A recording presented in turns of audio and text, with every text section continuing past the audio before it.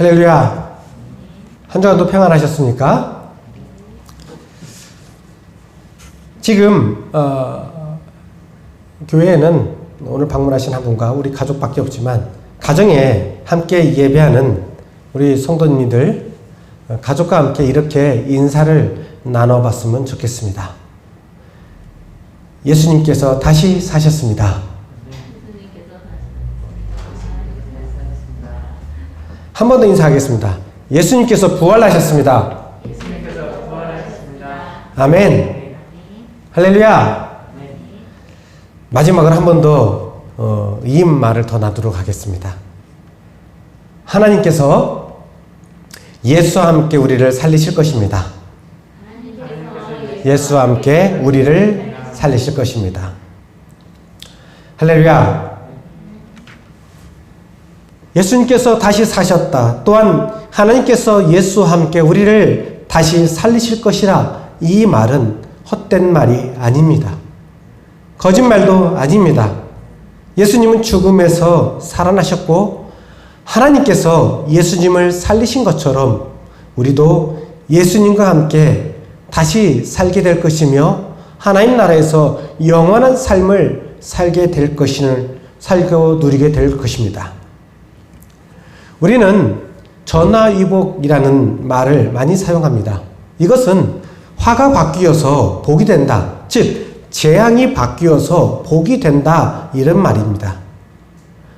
우리가 살고 있는 이 나라 한국은 지금 전화위복을 경험하고 있습니다. 처음 중국에서 코로나19가 발병을 하고 이어서 우리나라에서 많은 확진자 수가 나왔을 때에 특별히 이단 사이비인 신천지로 인하여 급증하였을 때에 세계의 많은 나라들이 수많은 나라들이 우리나라의 입국을 금지하였습니다. 그런데 지금은 오히려 우리나라와 좋은 관계를 맺으려고 굉장히 노력 중입니다. 여러분들도 다 알고 계시듯이 많은 나라들이 우리나라와 이러한 좋은 관계를 맺으려고 노력하는 그 이면에는 이 코로나19에 대한 성공적인 대응 때문입니다. 우리들의 이제 성공적인 대응으로 인하여서 확진자 수가 줄어들고 또한 있는 이들도 그렇게 치료되어지며 사망자들도 다른 나라에 비해서 굉장히 적게 이렇게 유지되고 있는 것을 보면서 많은 나라들이 우리나라와 좋은 관계를 맺고 또한 우리나라의 대응체제, 방역체제를 배우고 싶어 합니다. 아울러서 많은 진단키트와 방역제품도 방역물품도 공급받기를 원하고 있죠. 이처럼 단지 한 달여 신천지가 발병할 건 따지면 한 달 정도 된 것 같아요. 한 달 정도 만에 우리나라를 태하는 많은 나라들의 모습이 바뀌었습니다. 어떤 의미에서 이것도 부활이라고 할 수 있습니다. 한편으로는 부활주일인데 한국은 이미 부활을 경험하고 있는 것이 아닌가 하는 생각도 해봅니다. 그러면서 저는 오늘 모든 교회들, 대부분의 교회들이 부활절 예배를 드리고 있는데 이 한국의 교회들은 부활을 경험할 수 있을까 하는 그러한 질문을 던져봅니다. 그동안 몇 년 동안 한국 교회는 사회로부터 맹렬한 비난을 받아왔습니다. 그렇게 많은 비난을 받았지만 그 비난을 받아도 할 말이 없는 교회를 다닌 우리조차도 변화하고 싶어도 자신 있게 변화할 수 없는 부끄러운 그런 지경에 있었습니다. 한국교회의 부패와 타락은 예수 그리스도의 몸이라는 교회를 썩게 만들었습니다. 썩어 문드러져 다시 회복할 가능성이 없어 보였습니다. 작은 교회들도 나름대로 문제가 있지만 큰 교회들이 주목을 받고 큰 교회들의 대표적인 목사님들과 교회들, 그곳에 속한 성도들의 문제들이 더 크게 전해졌기 때문에 과연 한국의 교회가 다시 부활할 수 있을까? 다시 회복할 수 있을까? 이 땅의 사람들로부터 다시 인정받을 수 있을까? 그런 회복의 가능성이 없어 보였습니다. 여러분들은 어떻게 생각하십니까? 한국의 교회가 다시 부활할 가능성이 있습니까? 교회의 가장 근본적인 큰 믿음이 바로 부활에 대한 신앙, 부활 믿음인데, 정작 교회는 부활을 꿈꾸는 것이 먼 얘기처럼 들렸습니다. 이 부활은 숫자적인 팽창을 의미하는 것이 아닙니다. 한국교회의 영적인 부활이고, 이 사회 가운데서 선한 영향력의 부활입니다. 세상을 변화시킬 수 있는 그러한 부활입니다. 부활의 아침에 우리는 과연 한국의 교회가 다시 부활할 수 있을까? 하는 것을 고민해 봤으면 좋겠습니다. 고린도 교회에 보낸 편지인 오늘 본문에서 사도 바울은 이 믿음을 가르치고 있습니다. 본문은 먼저 시편 116편 10편의 말씀인 내가 크게 고통을 당하였다고 말할 때에도 나는 믿었도다 라는 그러한 구절을 인용하고 있습니다. 시편 116편은 다윗의 시로 추정을 하고 있습니다. 전반부인 11절까지는 극심한 고통 중에서 시인이 하나님께 부르짖고 간구하였더니 하나님께서 그를 구원하셨다. 하나님의 구원의 역사가 일어났다 하는 것이 나옵니다. 시편의 이 시인은 환난 중에서 자기를 구원하여 승리하게 하신 것에 대해서 신앙 고백적인 노래를 한 것입니다. 사도 바울은 오늘 본문을 통하여서 우리가 이 시인과 같은 믿음의 정신을 믿고 말하고 있다. 그렇게 말하고 있습니다. 우리 그리스도인이 고난을 당하면서도, 즉 고난을 당하면서도 복음을 전하는 것은 하나님의 구원의 역사가 일어날 것이라는 믿음 때문이라고 말하고 있습니다. 이 믿음에 대한 확신을 가지고 있다고 말하고 있습니다. 보통 고난과 환난을 겪을 때에는 우리는 보통 희망을 가지라는 말로 격려를 하죠. 많은 사람들이 어려움을 겪을 때에 우리는 희망을 가지세요. 그래도 좋은 일이 일어날 거예요 하면서 희망을 가지라고 격려를 합니다. 코로나19로 전 세계적으로 위기의 시간을 보내고 있는 이때도 역시 희망을 전하는 많은 소식들이 들려옵니다. 특히 백신과 치료제에 대한 그러한 소식들이 곧 조만간 그런 것들이 개발되어서 이러한 코로나19의 사태가 진정될 것이라 하는 희망을 품게 하죠.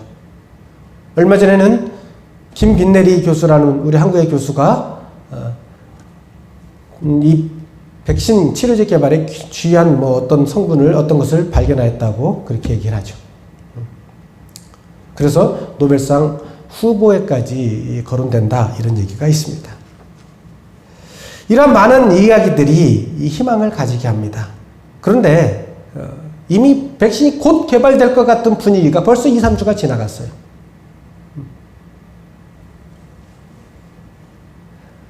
우리가 지금 겪고 있듯이 희망을 얘기하지만 희망은 조금씩 미뤄지고 있음을 경험하고 있습니다. 우리가 생각했던 만큼 그렇게 순식간에 백신과 치료제가 개발될 것이라 하는 그러한 희망이 조금씩 지연되고 있다라는 생각을 가지게 합니다.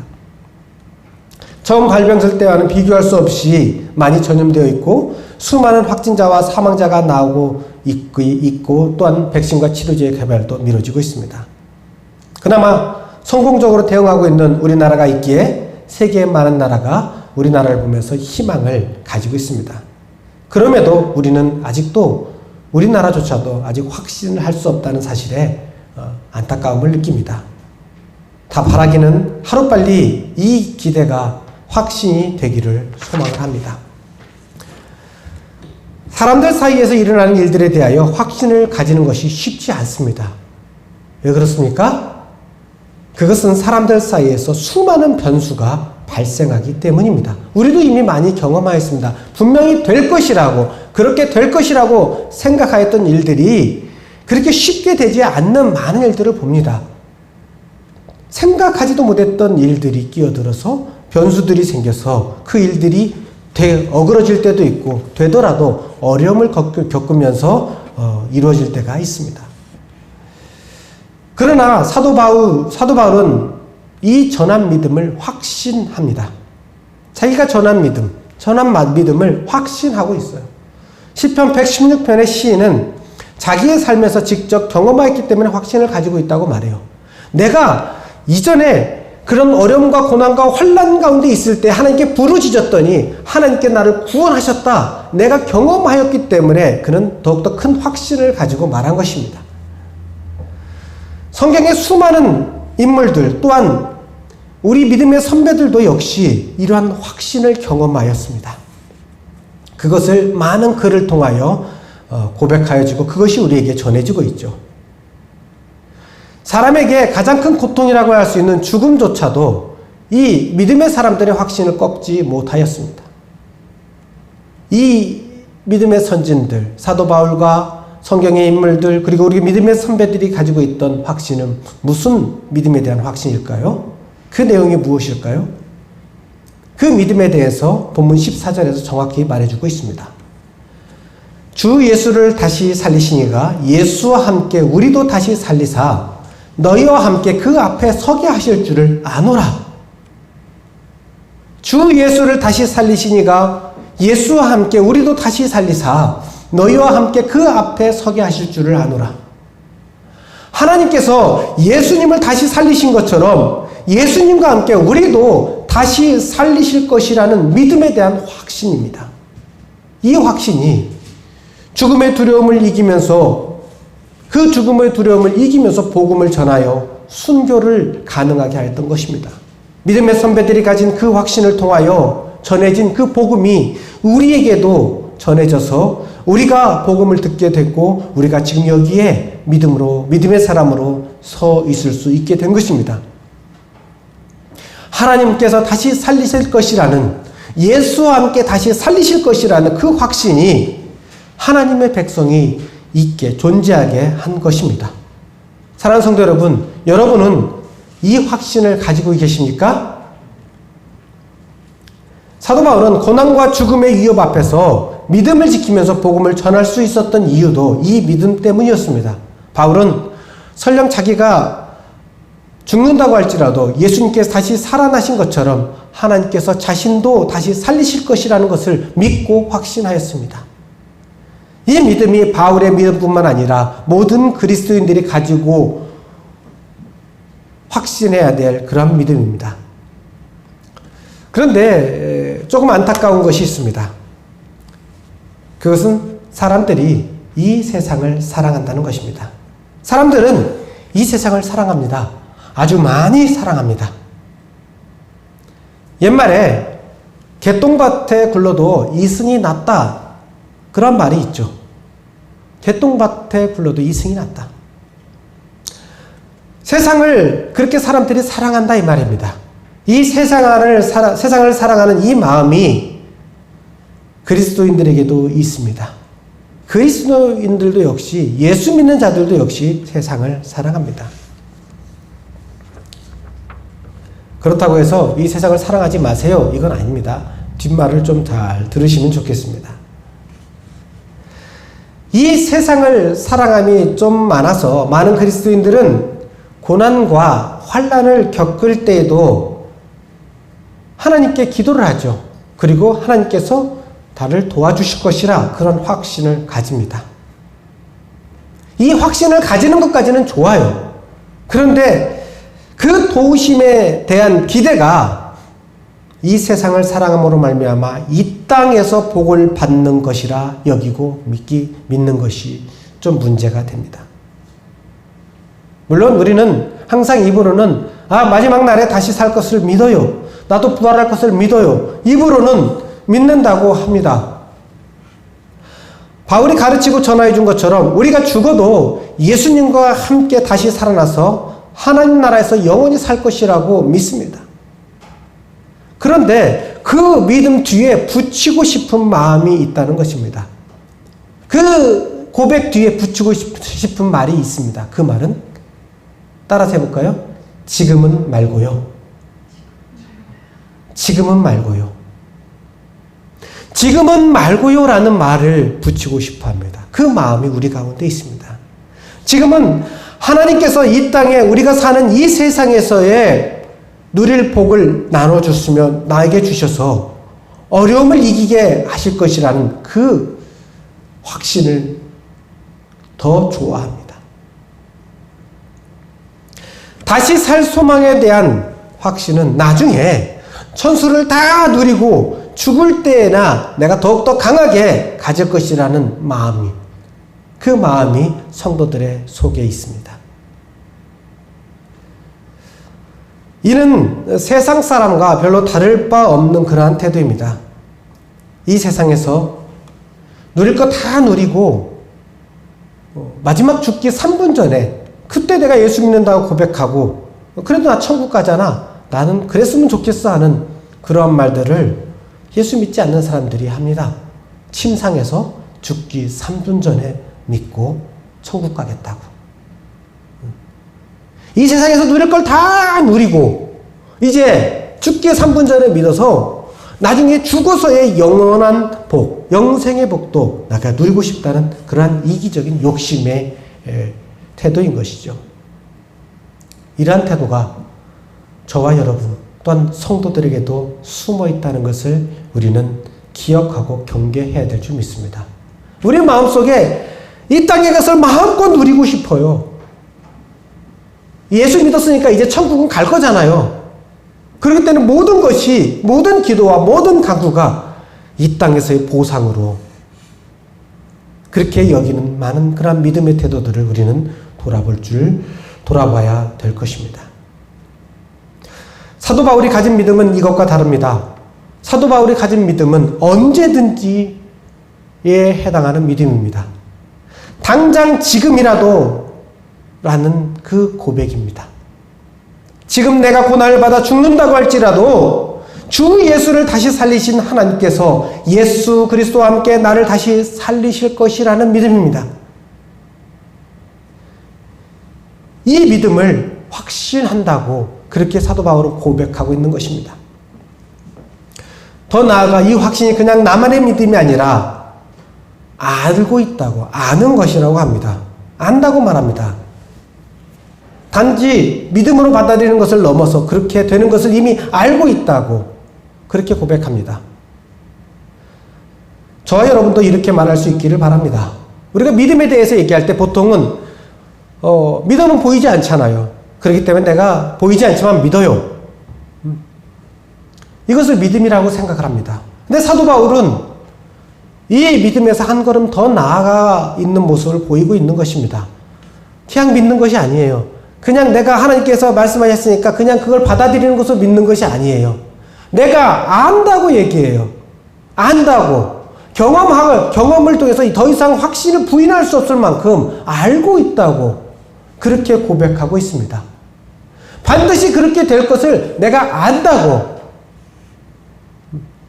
그렇게 말하고 있습니다. 아마 사도 바울이 하나님 나라를 경험하였던 그 경험이 있기 때문에 이 고백을 하고 있을 수도 있습니다. 사도 바울은 3층천에 내가 올라가서 그 나라를 보고 이렇게 하면서 사도 바울의 한 고백을 우리는 성경에서 찾아볼 수 있습니다. 그가 이미 경험하였기 때문에 안다고 말할 수도 있어요. 그러나 또 한편으로는 뒤에 우리가 사도 바울의 인생을 쭉 경험하면서 그 삶 속에서 경험되어진 하나님이 하나님 나라에 대한 그 확신과 또한 예수 그리스도의 부활을 내가 알도록 그 경험의 연장선상에 있도록 그렇게 고백하고 있다고 생각이 듭니다. 그는 그냥 보이지 않는 것, 내가 모르는 것을 그냥 믿는 것이 아니라 안다고, 이 아는 믿음을 말하고 있는 것입니다. 하나님의 말씀이 이게 그냥 믿는 것에서 그치지 않고 바울과 같이 아는 은혜가 저와 여러분에게서 고백되어 주기를 원합니다. 15절에서 이는 모든 것이 너희를 위함이니 라고 말하고 있습니다. 모든 것은 바울이 사도로서 행한 모든 일, 즉 믿는 것, 말하는 것, 그리고 아는 것을 말합니다. 바울은 하나님의 말씀에 대한 믿음과 예수 그리스도의 복음과 신실함으로 주어질 하나님 나라에 대해서 가르치는 것의 목적이 더욱 많은 사람들을 하나님의 백성이 되게 할 것이고 믿는 자가 늘어나 더욱 하나님께 영광이 되게 하기 위함이라고 그렇게 말하고 있습니다. 여러분들이 바울처럼 하나님의 약속을 믿고 예수 그리스도의 복음과 하나님 나라를 전하여 믿는 자가 더욱 많아지기를 바랍니다. 이 교회가 많은 하나님의 백성의 감사가 넘쳐서 하나님께 영광이 되기를 소망을 합니다. 앞에서 우리는 과연 한국의 교회는 부활할 소망을 기대할 수 있을까? 하는 그러한 질문을 던졌습니다. 과연 부활할 수 있을까요? 회복될 수 있을까요? 지난주에도 잠깐 말씀드렸듯이 세계적인 어려움의 시기, 우리나라에서도 역시 위기의 시대를 겪고 있는 이때에 한국의 교회는 다시 부활할 하나님 주신 기회로 삼아야 될 것이다. 저는 그렇게 생각을 합니다. 이 기회를 통하여서 한국의 많은 교회와 목사님들은 교회와 예배와 성도의 삶이 무엇인지 돌아보고 있습니다.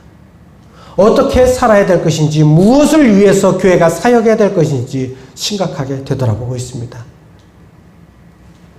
이것은 하나님께서 우리에게 주신 기회라고 생각을 합니다. 한국의 교회가 다시 거듭날 수 있는, 사회적으로 선한 영향력을 끼칠 수 있는, 많은 사람들에게 하나님의 사랑과 은혜를 전할 수 있는 그러한 기회입니다. 하나님께서 한국의 교회가 다시 부활할 수 있는 기회를 주신다고 우리는 받아들이면 좋겠습니다. 이때를 겪으면서 우리는 한국교회의 부활을 소망해 봅니다. 썩은 부위를 도려내고 상황이 역전되어서 다시 예수님의 건강한 몸으로의 부활을 기대합니다. 아울러 저와 성도 여러분, 우리가 바울이 전한, 믿음의 선진들이 전한 이 복음을 듣고 믿고 알아서 많은 이들에게 복음을 전하고 복음의 삶을 삶으로 인하여서 우리 교회도, 성도들 여러분 개인도 부활할 소망을, 기대를 가지고 경험하기를 예수 그리스도의 이름으로 축원합니다. 기도하겠습니다. 하나님 아버지, 사도 바울은 고린도 후서의 이 말씀을 통하여 내가 아노라 라고 그렇게 고백하고 있습니다. 내가 아노라. 하나님, 우리도 역시 예수님이 부활하신 것을 믿습니다. 나도 부활할 것을 믿습니다. 그러나 이 믿음에서 더 나아가서 지금 당장에라도 어느 때든지 내가 이 땅의 생명이 다하는 날, 아니 세상의 마지막 날, 그때 하나님께서 주 예수 그리스도와 함께 우리를 부활시키실 것을, 다시 살게 하실 것을 믿고 부활의 신앙, 이 믿음으로 살아가는 모든 성도들이 되게 하여 주시옵소서. 아울러 우리는 이 믿음을 가지고 전하며 이 믿음 안에서 우리 교회가, 우리 성도들의 삶이 다시 부활할 것을 기대하고 소망합니다. 이 어려움의 때를 지나면 우리가 이전보다 더욱더 생기 있고 더욱더 신선한 모습으로, 건강한 모습으로 예수 그리스도의 몸된 교회를 이뤄가게 하여 주시옵소서.